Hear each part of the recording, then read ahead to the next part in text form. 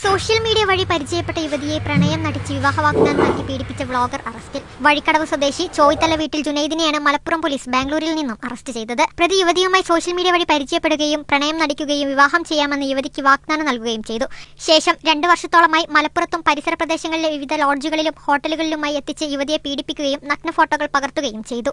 നഗ്ന ഫോട്ടോകൾ social media വഴി പുറത്തുവിടുമെന്ന് പറഞ്ഞ് യുവതിയെ ഭീഷണിപ്പെടുത്തുകയായിരുന്നു.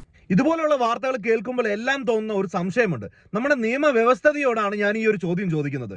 രണ്ടുപേരും ചെയ്തത് ഒരേ കുറ്റമല്ലേ? ഈ വാർത്തയിൽ പറയുന്നത് ശരിയാണെന്നുണ്ടെങ്കിൽ വിവാഹ വാഗ്ദാനം നൽകി പറ്റിച്ചു എന്നതിന് അപ്പുറം എന്താണ് ഇയാൾ ചെയ്ത കുറ്റം? പീഡനം എന്ന് പറയുന്നത് ബലാത്കാരമായിട്ട് ബലാത്സംഗം ചെയ്യുകയല്ല ചെയ്തത്. ഇയാളോടൊപ്പം മലപ്പുറത്തും സമീപ പ്രദേശത്തുമുള്ള പല ലോഡ്ജുകളിലും ഹോട്ടലുകളിലും പോയി സ്വന്തം ശരീരം അയാളുടെ മുന്നിൽ കാഴ്ചവെച്ചതിന് ശേഷം ഈ പറയുന്ന നഗ്ന ഫോട്ടോ എടുത്തത് പിടിച്ചു കെട്ടിയെടുത്ത ഫോട്ടോ ഒന്നും അല്ലല്ലോ, അറിയാതെ എടുത്ത ഫോട്ടോയോ അല്ലല്ലോ. ഇതിനെല്ലാം കൂട്ടി നിന്ന് ലൈംഗിക ബന്ധത്തിൽ ഏർപ്പെട്ട് സുഖം രണ്ടുപേർക്കും ഒരുപോലെയല്ലേ ലഭിച്ചത്? ഒരാൾക്ക് കിട്ടിയത് സുഖവും മറ്റൊരാൾക്ക് വേദനയും ഉണ്ടാവുമ്പോഴല്ലേ അതൊരു പീഡനമായി മാറുന്നുള്ളൂ. 2 വർഷത്തോളം ഇങ്ങനെയെല്ലാം നടന്നിട്ട് 2 വർഷത്തിന് ശേഷം വന്ന് പീഡിപ്പിച്ചു എന്നൊരു കേസ്. എനിക്ക് ഈ പെൺകുട്ടികളോട് ചോദിക്കാനുള്ളത്, ഒരാൾ വന്നിച്ച് ഞാൻ കല്യാണം കഴിച്ചോളാം എന്ന് പറഞ്ഞാൽ ഉടനെ അയാളുടെ കൂട്ടത്തിൽ കണ്ടെടുത്തെല്ലാം പോയി കൂടെ കിടക്കുന്നത് ശരിയാണോ?